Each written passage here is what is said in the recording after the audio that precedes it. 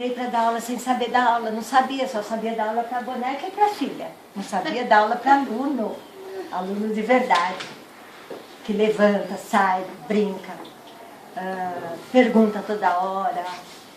Não sabia dar aula para esses alunos. Aí, no primeiro momento, eu fiquei atrapalhada.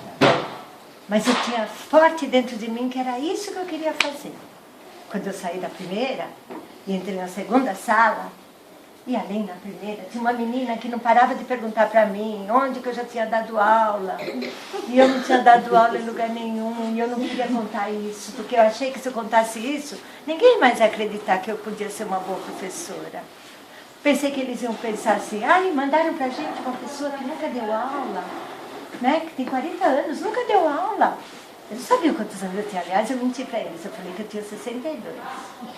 Pra ficar bem emocionante, né? Aí, era a única maneira deles acharem que eu era jovem, né? Porque se eu falasse que eu tinha 40, aí eu pensei que se eu falasse que eu tinha 60, eles iam achar que eu era muito mais jovem do que eles pensavam, né? Que tal, né? Aí, estava bem conservada. Aí foi assim, plano perfeito. Aí, tudo certo. Na segunda sala que eu entrei, gente, a primeira, a menina me bombardeou de perguntas. Na segunda, foi uma sala bem danada, de 8ª série. Que os alunos, eu entrei, primeira pergunta que eles fizeram: quanto a senhora calça, professora? Nossa! Foi a primeira pergunta que marcou aqui que está na minha memória. Aí eu falei, eles estão perguntando, eu vou responder, né? Falei, 33. Gente, a professora calça 33. O menino que falava era quase todo mundo sabia, assim, do meu lado. Aí eu, 33. Olha o tamanho da professora. Aí eu falei, eu sou pequena mesmo. Quanto a senhora mede? 1,5 m. Todo mundo dando risada. 33, 1,5 m. E se eles soubessem que eu nunca tinha dado aula, gente, já pensou? Mas aí, gente, não sei o que aconteceu. Veio dentro de mim uma coisa tão bonita, tão forte, tão intensa, que eu pensei assim, que eu tinha dado aula a vida inteira, que eu sabia assim dar aula. E que eu ia ser uma boa professora. Eu ia ser, não faz mal que eu não tinha experiência. Aí começou uma mágica na minha vida. Adorei, era verdade, tudo aquilo que eu achava que era ser professora, era verdade. Os alunos eram maravilhosos, eram os melhores alunos do mundo. Mesmo que acontecesse alguma coisa errada ali, eu ia saber lidar com aquilo. Porque eu queria aquilo era o meu sonho dourado. Pronto, daí pra começar, tudo isso para falar como nasceu a Ellen. Imagina, vocês vão... Aí o que aconteceu?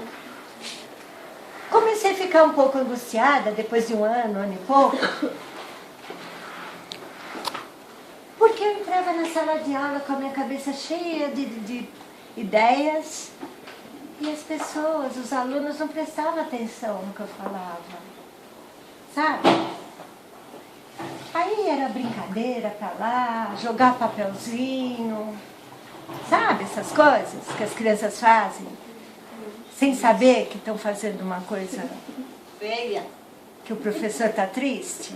Eu estava triste, porque eu falava, meu Deus, eu vim aqui para fazer um trabalho. Era o meu sonho que eles estavam ajudando a realizar. Aí já estava no Padre Antônio Vieira, viu?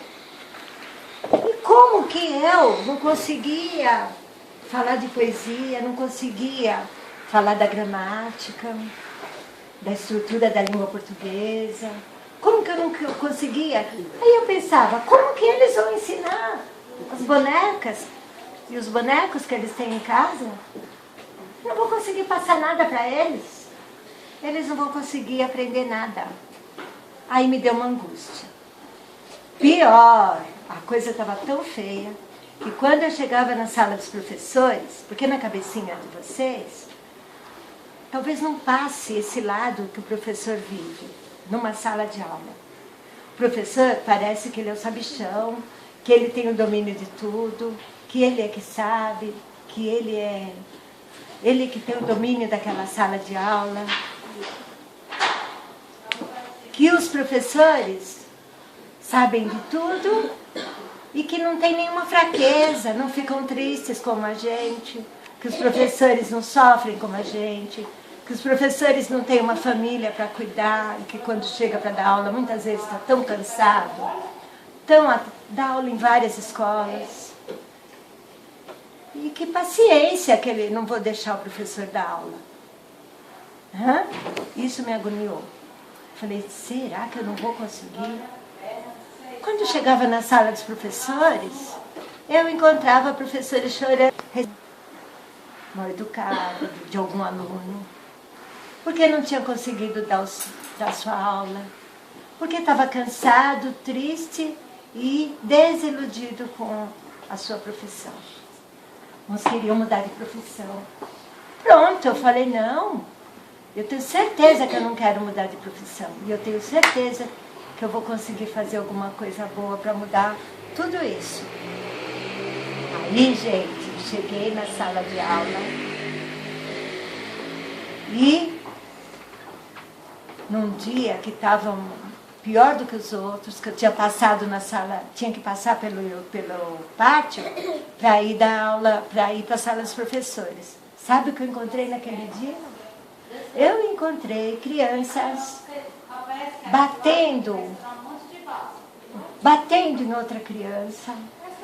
Falo criança, mas era tudo ensino fundamental 2, e era quinta série para cima. Batendo e gritando, sabe o quê? Bate, bate, bate. Juro para vocês que isso existe. Vocês acreditam que isso existe? E outra, as crianças que estavam falando bate, no fundo, elas não estavam gostando daquilo. Mas todo mundo falava isso. Se a pessoa não falasse também, ela ia ficar deslocada daquele grupo. Eu achei que ela era bobo, nerd, que era uma palavra que falava na época, que ela era boazinha, só ela que queria ser boazinha. Bate sim, bate, bate. Aquele dia foi o pior de todos, porque eu cheguei na sala dos professores e eu desabei a chorar. Chorei mesmo, porque eu pensei, como que essas crianças, que são os seres mais bonitos do nosso planeta, são os mais inocentes, ficam felizes de falar que para bater num amigo, deixar ele no chão chorando, e acha que isso é bonito. Aí fiquei desiludida. Naquele dia eu pensei que quem precisava de um colo era eu. Voltei para a sala de aula depois do intervalo. E aí eu tinha certeza que eu tinha que fazer alguma coisa. Fui para casa pensando. Aí veio uma inspiração. Tá vendo? Para ter sonho, para ter inspiração, tem que abrir a cabeça. Sabe igual abre uma panela, gente? De verdade, essas coisas que eu estou falando para vocês. Sabe como abre uma panela na nossa casa? Como se a nossa cabeça fosse uma panela com tampa. Você abre a tampa e tenta colocar o seu sonho e ver que você tem capacidade de realizar o seu sonho. Só que você tem que estar com a tampa aberta para vir a inspiração.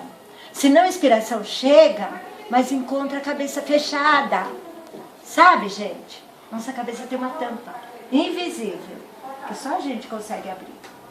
Então, com a minha tampa da cabeça aberta, eu falei, já sei, vou botar essa meninada para despertar sentimento, para deixar sair o que elas têm de tão bonito dentro delas, porque elas têm coisa bonita e não estão deixando sair, sabe por quê? Porque fica com vergonha de ser bom, fica com vergonha de ser chamado de bobão. Então eu vou fazer alguma coisa. Como que eu vou fazer isso? Aí eu pensei, vai ser com a poesia, vai ser com a poesia. Como eu tinha estudado letras, literatura, adorava tudo isso, falei, eles vão se debruçar, deixar a poesia entrar dentro do coraçãozinho deles. Vão descobrir as belezas que os escritores, os poetas, contam de uma maneira tão linda pra gente, as histórias. E não é possível que isso não faça diferença. Aí, gente, depois de tudo que você pensar e sonhar, você tem que fazer um trabalho de construir esse sonho. Aí eu falei, agora, mão na massa. Ó, se eu fosse fazer uma casa, eu ia ter que pensar no que material eu ia usar, não é? Ia chamar pessoas que soubessem fazer isso, não é? Para deixar a casa bonita. Ué, para fazer o meu trabalho de professora, eu tinha que buscar ajuda das pessoas que sabiam fazer isso. E na minha cabeça eram os poetas, eram os escritores, eram os contadores de história. Eles sabiam fazer isso. Sabe por que eles sabiam? Porque desde criança eu chorava de emoção ao escutar uma história. Desde criança eu chorava ou sentia uma emoção muito forte por uma poesia que eu lia. Então eu falei, é só mostrar esse mundo para eles. E foi assim que eu peguei uma sala assim, igual estamos aqui, e tive uma ideia assim. Vou me preparar, vou decorar um poema narrativo. Poema narrativo é o que conta uma história. Conta uma história só que em forma de versos. Eu falei, como é bem interessante, tem as rimas, e é muito emotivo o poema que eu vou escolher, então eles vão gostar de escutar a história em forma de poesia. Cheguei naquela sala,